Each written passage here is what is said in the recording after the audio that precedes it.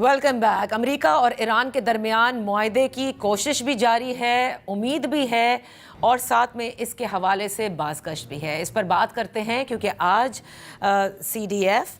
Field marshal Asim Munir صاحب Tehran کے دورے پر چلے گئے ہیں اور وہاں پر ان کی جو سینئر لیڈرشپ ہے ان سے ملاقاتیں ہوں گی۔ اس سے قبل ہم نے دیکھا کہ وفاقی وزیر داخلہ محسن نقوی صاحب نے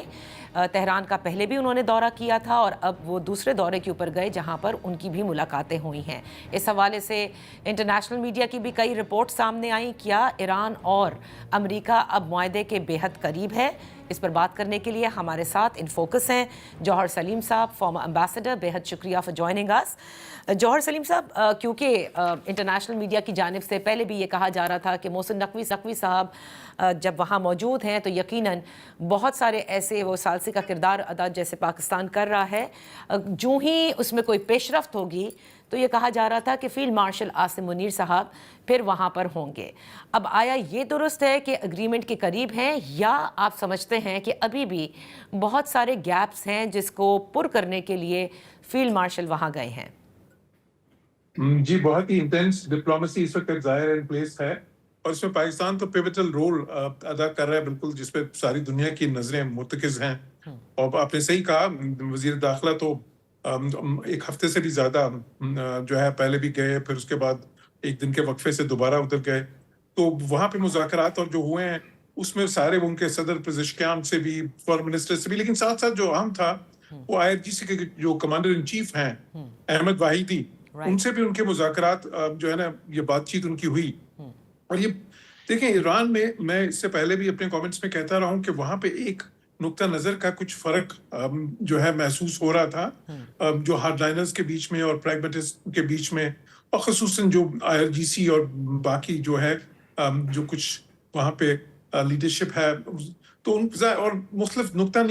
جو نظر ہونا کوئی ایسی بڑی بات نہیں ہے، وہ سارے ملکوں میں ہوتا ہے، تو اس کی وجہ سے لیکن مذاکرات آگے پروگریس نہیں کر رہے تھے۔ تو اس پاکستان کا رول جو کہ ایک ٹائم پہ تو صرف فیسیلیٹیٹر کا تھا، پھر میڈیٹر، اور اب میں سمجھتا ہوں ایک میڈیٹر پلس کا ہے، بہت ہی عام ہے اس وقت۔ یہ صرف یہ نہیں ہے کہ میسیجز ریلے کرنا ہے، بلکہ اس میں جو ہے ان کے جو مختلف مکتبہ فکر کے لوگ جس سے پاکستان کے ظاہر لیڈرشپ جو سی ہے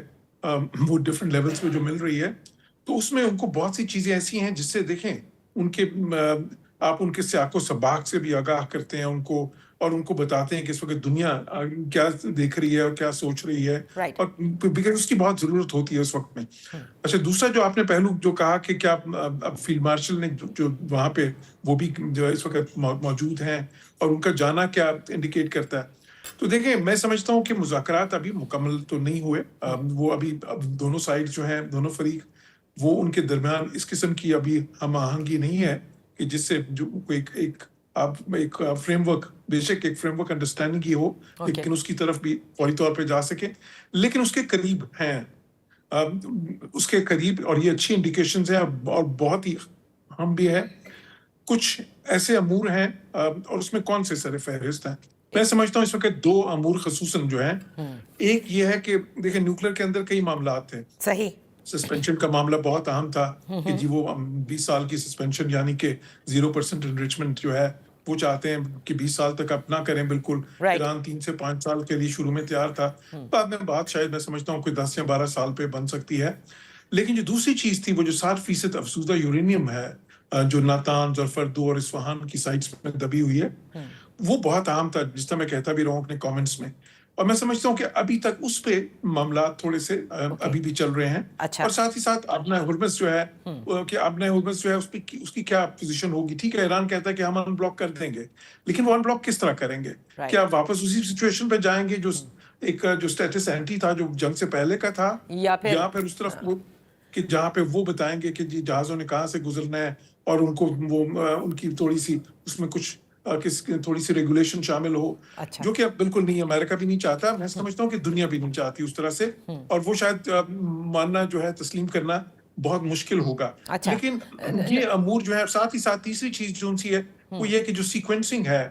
جو ہے نا، یہ جو ایسٹس کی انفریزنگ کی اور جو ہے سینکشنز کی ریلیف کی، اور اس کی کیا جو ہے نا میگنیٹیوڈ شروع میں اپ فرنٹ کیا ہوگا،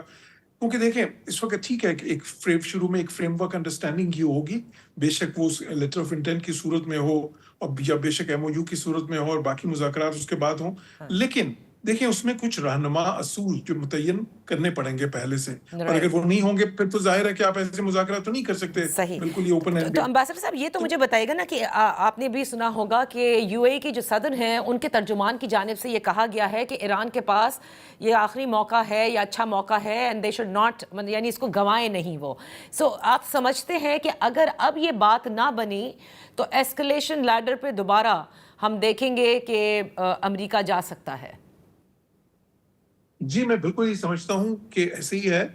کیونکہ دیکھیں امریکہ میں بھی بہت زیادہ اس وقت ایک جو پولیٹیکل پریشر ہے وہاں پہ، جو اقتصادی پریشر بھی ایران نے جنریٹ کیا ہے وہ بالکل ہے اپنی جگہ پہ، لیکن اس کو آپ اوور اسٹیٹ بھی نہیں کر سکتے.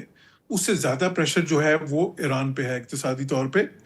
اس سے زیادہ پریشر جو ہے اس خطے پہ ہے شاید اقتصادی طور پہ. تو امریکنز کے پاس جو ہے وہ آپشن دوبارہ سے ہاسٹیلٹیز ریزیوم کرنے کی، ان کے پاس اس کی ملٹری کیپیبلٹی بھی ہے، اور میں سمجھتا ہوں کہ وہ ساری آپشنز آن دا ٹیبل ہیں اس وقت. اس میں بے شک وہ جو ٹارگیٹڈ بامبنگ کی ہو یا کوئی اور اسپیشل فورسز آپریشنز کی ہو، تو اگر میں تو کہہ چکا ہوں اس پہ کہ اگر یہ بات ایک ہفتے میں نہیں بنے گی تو پھر بات اس طرف جا سکتی ہے. تو میں سمجھتا ہوں کہ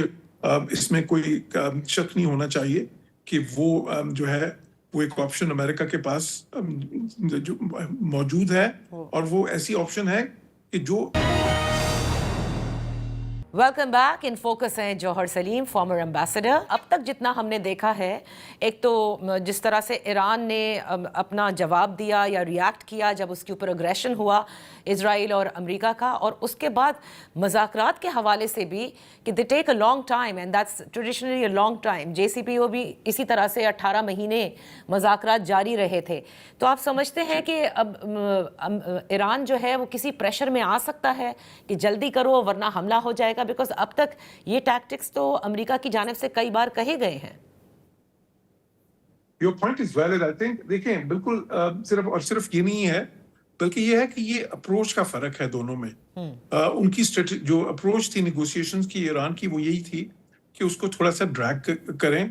اس کو طوالت دیں تاکہ وہ سمجھتے ہیں کہ ان کو اس سے بہتر ٹرمز ملیں گی. لیکن امریکہ کی اپروچ بالکل مختلف تھی. ان کی اپروچ یہ تھی کہ نہیں، جو ہے اس کو کہ وہ معاملات ابھی حل کرنا چاہتے ہیں، اور اگر وہ ابھی نہیں حل ہوتے تو پھر وہ باقی آپشنز ایکسرسائز کرنا چاہتے ہیں. تو اس وجہ سے بھی ایک تو چلیں نقطہ نظر کا فرق اپنی جگہ پہ، لیکن اپروچ کا فرق جو ہے وہ بھی ایک بڑا مسئلہ میں سمجھتا ہوں کہ ان دونوں فریقوں کے بیچ میں ہے. اور پھر دیکھیں اسرائیل جو ہے اس کا بھی ایک جو ہے، کیونکہ اسرائیل ان مذاکرات میں تو شامل نہیں ہے. ہاں، I was just coming to that کہ ان کی بات چیت بھی ہوئی ہے، ٹیلی فونک کانورسیشن. اس کے حوالے سے جو امریکی میڈیا ہے اس نے تو یہ کہا کہ Nitin Yahoo was very angry. لیکن میں یہی آپ سے جاننا چاہ رہی تھی کہ اگر یہ لیٹر آف انٹینٹ، کوئی فریم ورک، کوئی اگریمنٹ ہو جاتی ہے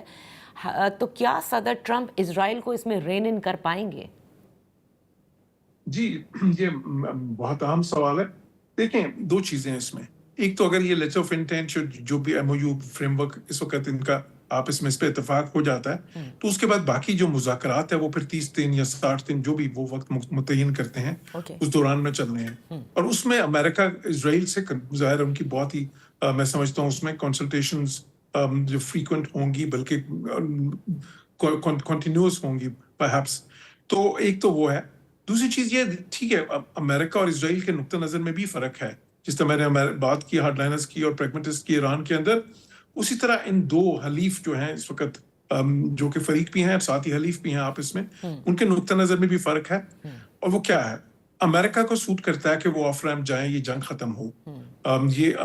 ٹرمپ کے انٹرسٹ میں بھی ہوگا اور امریکہ کے انٹرسٹ میں بھی ہوگا کہ جلدی سے جلدی ختم ہو. اسرائیل کے انٹرسٹ میں ہے کہ یہ جنگ ابھی چلتی رہے. وہ چاہتے ہیں کہ جی، وہ سمجھتے ہیں کہ ان کو 30 سال کے بعد جو ہے نا موقع یہ ملا ہے، اور بہت مشکل سے یہ موقع ملا، تو اس میں وہ جتنی بھی کیپیسٹی ڈیگریڈ کر سکیں ایران کی وہ کریں. تو وہ اس کو ایک مختلف انداز میں لیتے ہیں. لیکن ان کی ایک پالیسی ہے لانگ اسٹینڈنگ، جس کو مو دا گراس کہتے ہیں، کہ جس میں یہ ہے کہ وہ چاہتے ہیں کہ ان کے جتنے بھی ایڈورسریز ہیں ان سے وہ وقتاً فوقتاً کانفلکٹس کرتے رہیں، تاکہ ان کانفلکٹس میں ان کو موقع ملتے رہے ان کی کیپیسٹی جو ان سی ہے اس کو ڈیگریڈ کرنے کا. تو لیکن دیکھیں امریکہ کی یہ کیپیسٹی بھی ہے کہ اگر وہ کوئی ریڈ لائنز ڈرا کر دے تو اسرائیل کو پھر اس پہ عمل بھی کرنا پڑتا ہے، بیکاز وہ اسرائیلیز دے او سو مچ ٹو امریکہ. اور پھر پریزیڈنٹ ٹرمپ کو تو نیتن یاہو بہت ہی زیادہ وہ کرتے ہیں, کیونکہ اس نے تو بہت سے صدور کے ساتھ کوشش کی تھی کہ وہ ان کو اس چیز کی اجازت ہی دے دیں کہ وہ ایران پہ حملہ کر دیں, جو کہ نہیں ملی تھی. اور ٹرمپ نے تو نہ صرف وہ اجازت بلکہ اس کے بعد خود بھی اس جنگ میں امریکہ کو شامل کیا. تو اس لیے میں سمجھتا ہوں کہ اگر امریکہ ایک بار معاہدہ کرے گا تو وہ پھر اس میں اسرائیل کی کچھ ریڈ لائنز تو اس میں شامل ہوں گی, اور دوسرا پھر امریکہ کے پاس یہ کیپیسٹی ہے کہ اس معاہدے کو پھر لے کے چل سکے. اچھا, آخر میں آپ سے یہ پوچھنا چاہوں گی کہ لیٹ سپوز, اور امید بھی کرنی چاہیے کہ جنگ بندی کے لیے اور مکمل امن کے لیے یہ معاہدہ جلد سے جلد ہو جائے, لیکن اس معاہدے کے بعد یہ ہو جاتا ہے, اس کے بعد کیا ایران اور یو اے ای کے تعلقات آپ سمجھتے ہیں کہ بہتر ہو سکیں گے یا اس میں بہت وقت لگے گا؟